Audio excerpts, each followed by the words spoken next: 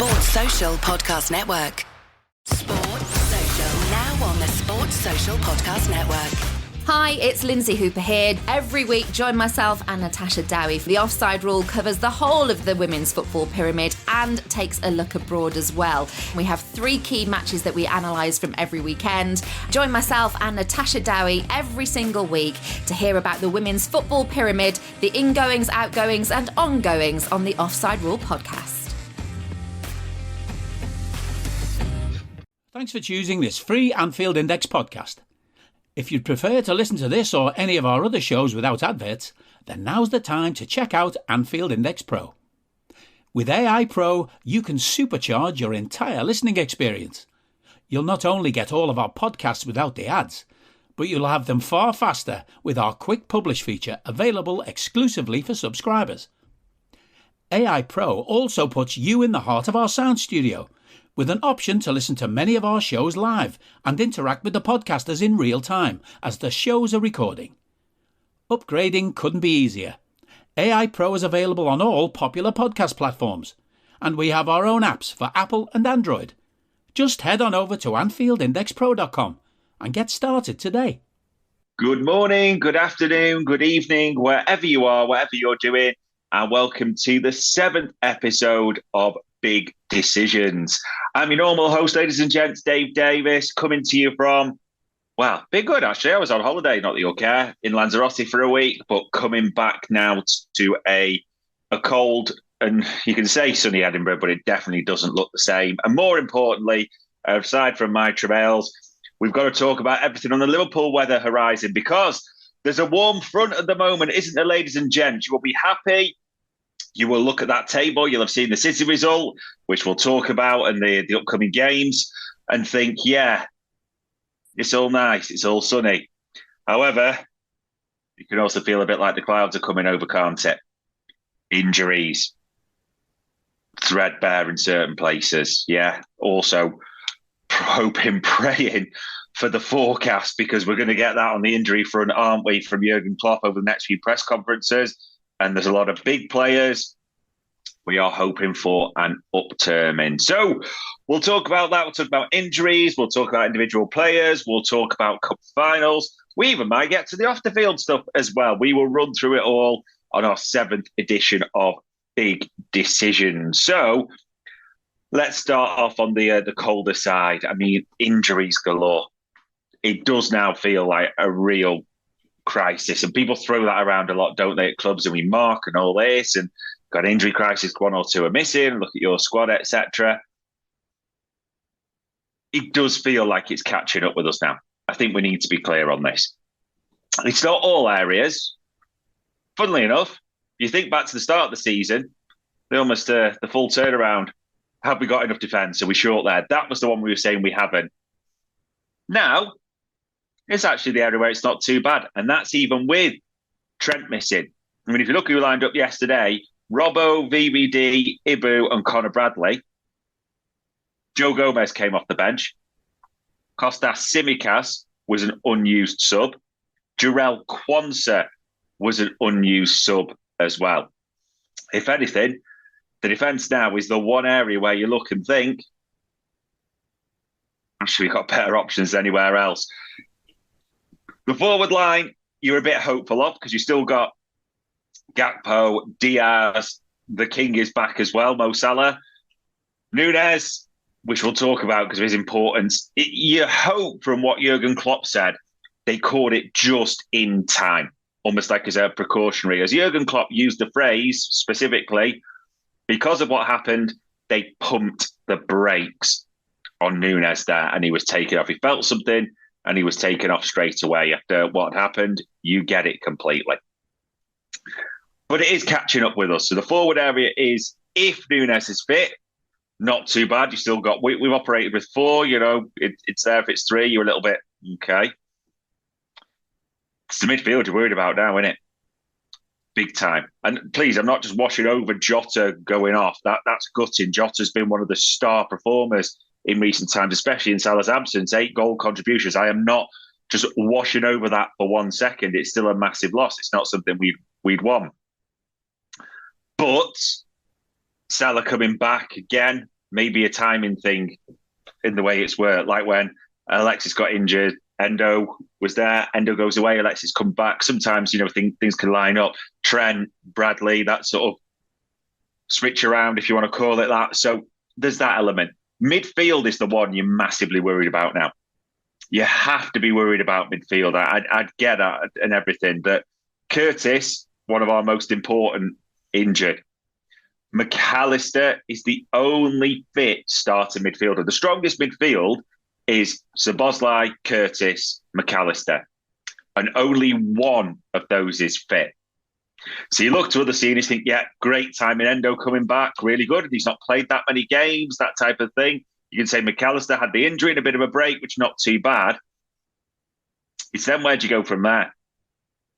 Because Harvey Elliott, yes, done sensationally, and I'm not underselling that, sensationally as a substitute to change the game. Quite often on the right side of the three, or when we switch it, maybe pushes forward, whatever.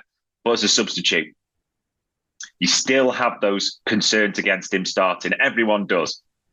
Ryan Gravenberch, good yesterday when he came on. I think that's important to say. Well, most of his duels had a real impact. Part of the second goal as well. Did better than normal overall. I think that's fair to say. But I'm not going to start leaping towards always an 8 out of 10 and a solid 7 citizen for me yesterday in his substitute appearance, and amidst the backdrop of most players playing well. So there's that. But those are really your only 4 midfielders. If anything now, I mean, a lot of people, myself included, thought, Bobby Clark, there's the guy going out. Why have we got him alone? That would be best for him. He'd still done well against Arsenal, Fulham in the Carabao, all this. But it would not see you remotely surprised, or you wouldn't be remotely surprised to see Bobby Clark getting some minutes, would you, in the next game, especially Luton. Hard to see it in a cup final, but against Luton at home, might well get some minutes. I don't think he'll start, but I would not surprise me 1% to see him come off the bench. Liverpool's midfield options are threadbare, and that's where you're slightly worried, understandably. We'll have to see. I mean, Szoboszlai's been pegged as a maybe, according to Jurgen Klopp, for the cup final. So he's not too far away. Trent, Klopp was alluding to the week after, so it's not like they're miles and miles away, but we are threadbare, and it just feels like one more's just waiting to cut it, aren't they? We'll have the Curtis news. We'll have the Jota news. We expect them to be bad. I think that's fair. Ian Doyle mentioned it, didn't he? That they're both going off in Curtis in crutches and a protective boot. Jota in a knee brace, crutches as well. Nunes on the other side was walking through unaided there, which is positive, I suppose. So you hope they've caught it in time. But the other two, you are expecting it to be bad. Anything that's, sounds simple and crude, but not bad, you'd probably take it at this stage. So we'll have to see.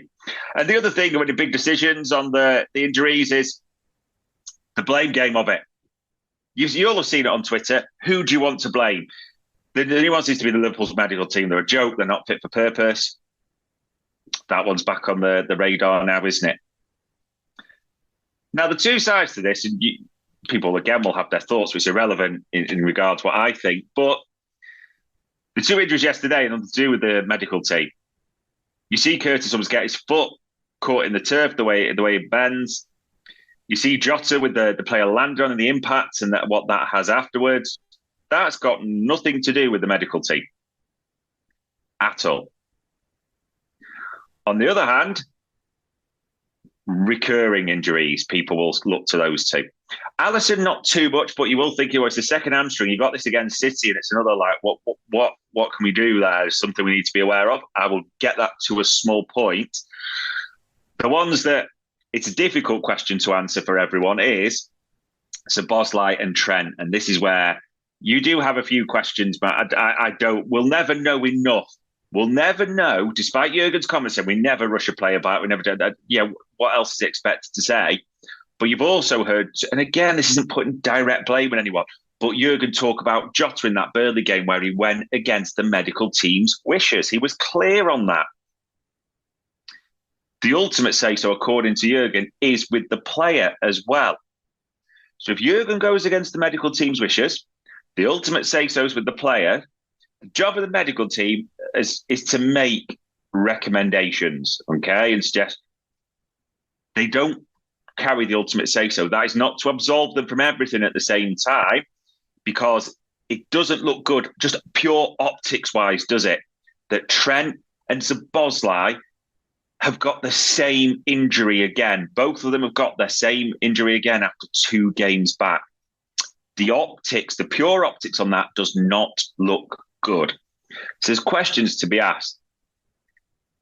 You'll just never know, because we don't know exactly what goes on behind the scenes. You can say, well, Jurgen Klopp said that. Do you think Jurgen Klopp always tells the full truth to us? We know he doesn't with injuries, especially.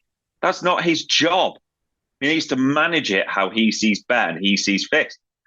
He will lie to the public. He will lie to the press. That's part of his job. We know that. So the blame game will go on. The big decision is, you can pick who you want to say is wrong, is right, but you'll never fully know the situation. You can argue for all parties. So we'll say it that. The other big decision that the public are now starting to want to, aren't they, is, and this sounds crazy to even say it, but Darwin Núñez is important. It's like finally the footballing world has cottoned on. Finally, the football world has got, oh, he's a player. Finally, the football world has gone like, to put that stat on. Everyone was baffled, weren't they? That Jota, Núñez, De Bruyne, Foden, 8 goal contributions so far in 2024, leading the way. Darwin with 4 assists, 4 goals. And there's variations, like De Bruyne had 2 goals, I think it was, and 6 assists. But 8 goal contributions in 2024, they're leading the way. Make it 9 after yesterday as well, because he got a goal, didn't he? And I saw that people, actually, is Núñez a good player because of 1 tweet? Crazy, isn't it? The other thing is, people talked about goal contributions overall so far this season. And people started looking and going, the stats, like Mo Salah, even with his injuries, is of course top. I think it's on 29, then it's 27 for like Haaland, Saka, because he's got a lot of assists. And then, so you looked at all the names, and there, on 24 goal contributions, because it's 13 goals and 11 assists, is Darwin Núñez. And people looked at that list. You could see on the comments on Twitter, the brain pattern going like, oh, the others are like, apparently, player or young player of the year contenders. Not necessarily winners, but contenders. And Núñez is on that list. Now, if you even mention Darwin Núñez is a potential contender for any type of award, even team of the season, the rhetoric you've seen from Sky, all the talk will be, no, this is a guy who had like the 11 games outscoring, this, missed his chance at blah, blah, blah. It's like everyone's just cottoned on to his importance in the football world. That's their big decision. We don't have a big decision to make. We already knew this. We know his importance. We are praying that this injury is just a precautionary thing. The hope is almost like Curtis Jones. They caught him, as they said, against Bournemouth, didn't they? He felt a bit of tightness off. Sports Social Podcast Network. And he played the next game. That is the hope. But yeah, no Liverpool fans are in any doubt of Darwin Núñez' importance.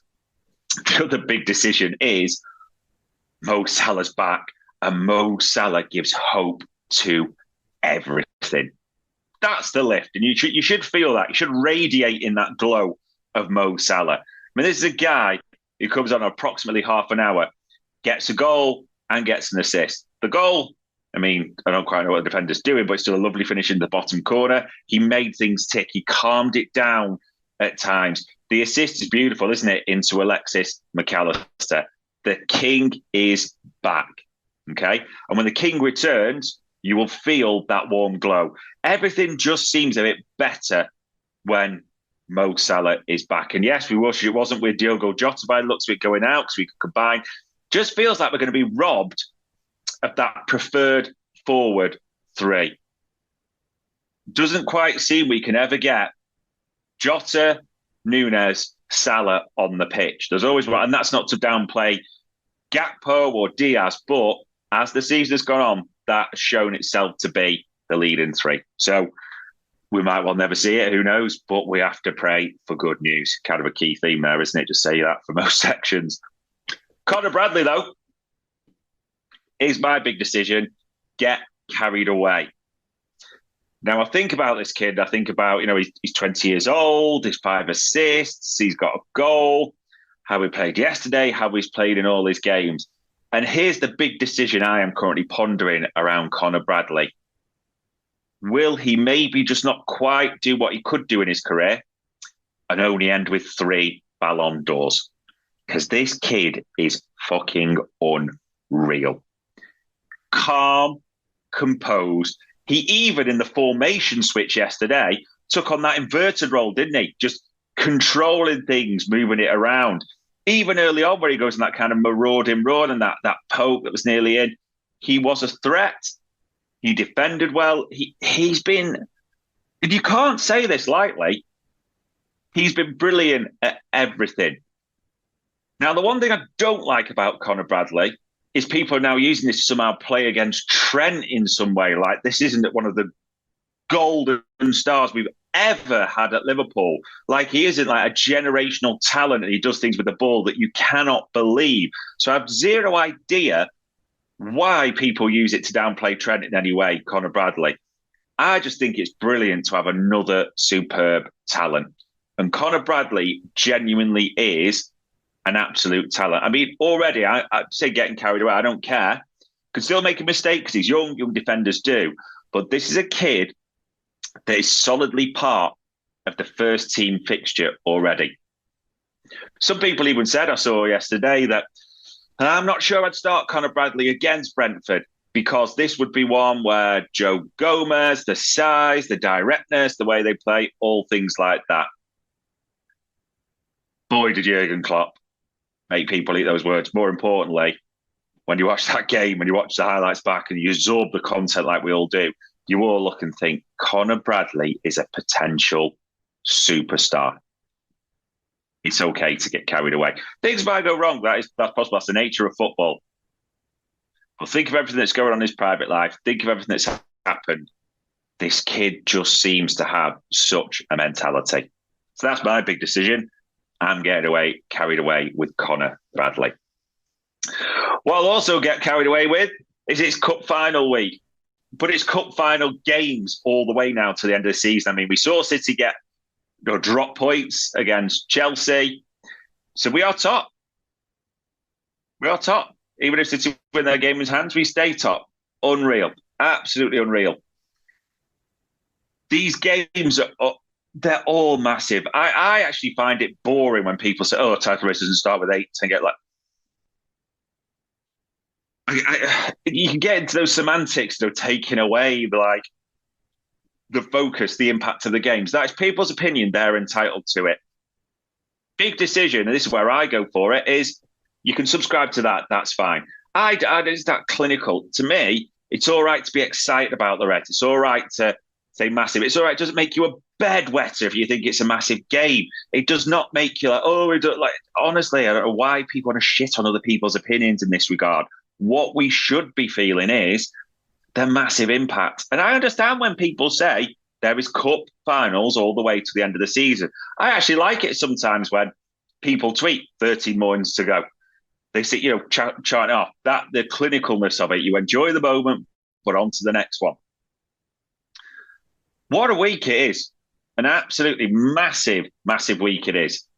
Luton at home is just as big as the Carabao.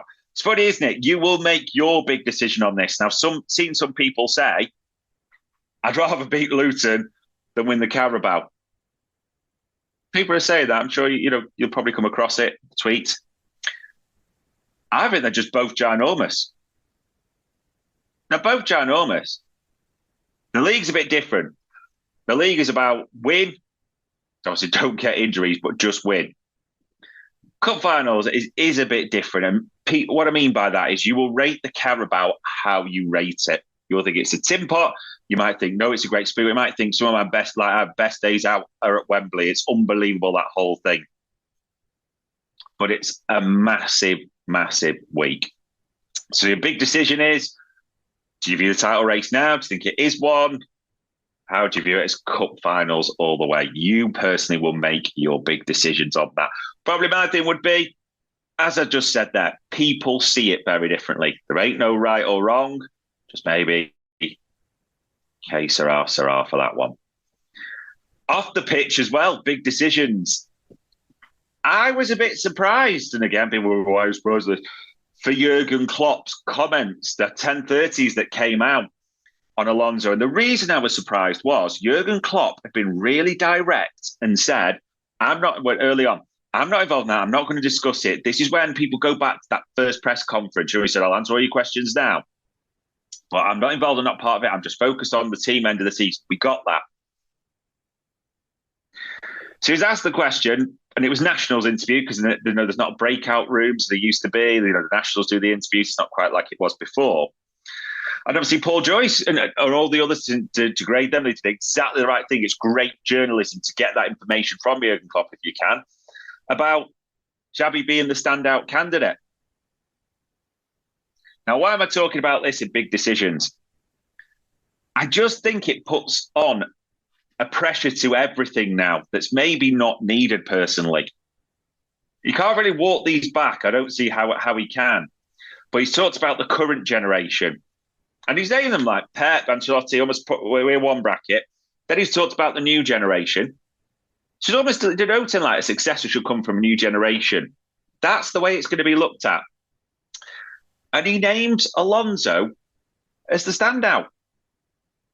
Now everyone knows there's Xabi connections with Liverpool and all the things that are happening with Liverpool, blah, blah, blah. But it's not that I'm focusing on. Focusing on now, this puts a real pressure. And maybe you might like it, that's part of your big decision, but on FSG and Liverpool. Because anyone who's not Xabi Alonso is just that now. And it's already a tough enough job. It really is. It's already a tough enough job if you're coming in to replace Jurgen Klopp against the backdrop and everything changing. But if you're also not Xabi Alonso, that's going to be levelled against you now. Oh, well, Jurgen Klopp said, this was, the best, the standout for the next generation. Sorry, just to be clear. To suppose it is someone like, and we don't know this, no one does, no matter what they say, an Amarin. Suppose that is the person, for instance, just use that example, who's top of their list. There's now even further pressure on that person, even if FSG want him. And some fans will look at it in that way and be like, oh, that wasn't who I wanted it to be. Even if, say, Xabi, as some people are saying, might stay at Leverkusen for you. I don't believe that personally, but all these hypotheticals, I'm not going to keep just playing them all, but it adds pressure to the mix that's just not needed. It's a bit like VVD's comments. He could argue by saying the press misinterpreted me. I don't think they did personally. I just think it was maybe, it wasn't right or absolute wrong. He'll just probably look and thought, yeah, I'll just walk that back a little bit or clarify. That's where I see it. And then the final big decision, I see some people saying, the other off the field, the sporting director scenario. How do you see that? How do you view that? I see some looking negatively about, well, look at, United, Dan Ashworth, Jason Wilcox now. They've been clear. The plan, they're doing it. Okay. I'm also seeing that Newcastle will move, but people saying this is negative. It's not negative that Liverpool do their business quietly. It's a great thing. It's how the club traditionally, if you go back far enough, used to do it. Yes, we all hunt information. I'm one of those who like to know things. I get that. But the club's always done its best business. It's the nature, it's the history of the club to do it quietly and efficiently. If anything, the Michael Edwards news that came out via Joyce Ornstein, they'd approached him.